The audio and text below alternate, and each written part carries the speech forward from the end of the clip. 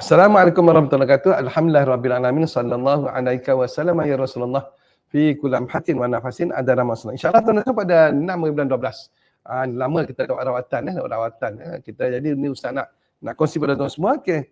Ustaz akan kongsi satu kaedah rawatan yang menggunakan tangan.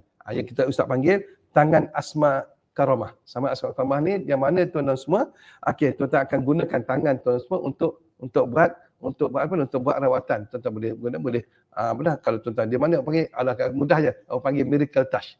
Ni ustaz terima daripada guru ustaz daripada Kelantan.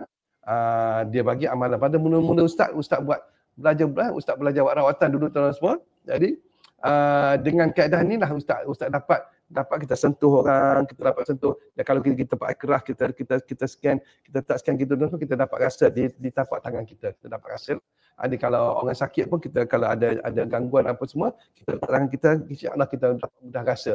Jadi panggil asma tangan karamah. Jadi kalau anda mungkin perawat-perawat kita yang kat luar sana mungkin dah ada dah kan, mereka orang hebat ada, tapi kalau nak tambah sebagai satu kaedah dalam perawatan boleh. Tapi bagi anda yang pemula ni, kalau anda masih belum ada, anda boleh join sekali. Dan walaupun anda tidak buat perubatan, anda boleh join juga kalau anda di rumah, ataupun anda kat rumah boleh gunakan juga untuk, bukan setakat untuk scan orang, untuk scan penyakit pada orang, dan anda boleh scan tempat anda ada gangguan jin ke apa semua, boleh insya-Allah. Jadi ini asma tangan karamah ni, insya-Allah kita akan jumpa ustaz pada 9 bulan, itu 6 bulan 12, 9 malam, ke 9 bulan, 9 malam, 6 bulan 12 dalam asma tangan karamah. Assalamualaikum warahmatullahi wabarakatuh.